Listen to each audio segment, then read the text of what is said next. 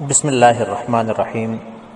میرے عزیز طلباء اور طالبات، ہم نے اب سے تھوڑی دیر پہلے مخرج نمبر 5 یعنی قاف کا مخرج جو تھا وہ ہم نے پڑھا تھا، اور ابھی ہم پڑھیں گے مخرج نمبر 6 یعنی کاف کا مخرج جو ہے۔ کاف اور قاف کا مخرج جو ہے وہ تقریباً ایک دوسرے کے قریب ہیں۔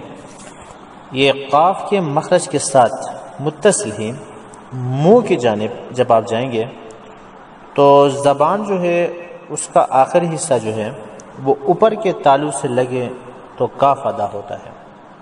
تقریباً قاف ہی کا ہے، لیکن اتنی بات ہے کہ تھوڑا منہ کی طرف آپ آ جائیں گے۔ اور دوسری بات یہ ہے کہ قاف جو ہے اس کو پر پڑھنا چاہیے، موٹا پڑھنا چاہیے، جبکہ کاف جو ہے یہ باریک ہے۔ تو ذرا تلفظ کیجئے، اک، کا، کو، کی، یک، توبون، ذک، رک۔ تو آپ جب اس کو ساکن کر کے پڑھیں گے تو جہاں آخر میں زبان جس جگہ لگ جاتا ہے تو وہ جگہ جو ہے کاف کا مخرج ہے۔ دوبارہ دیکھیں، اک، کا، کو، کی، یک، توبون، ذک، رک۔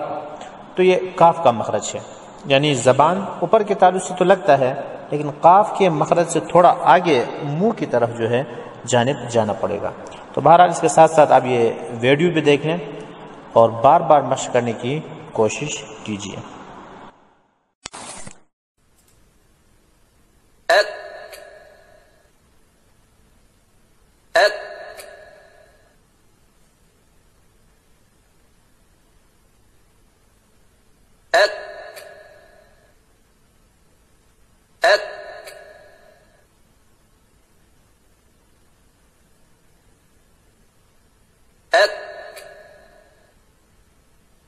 أك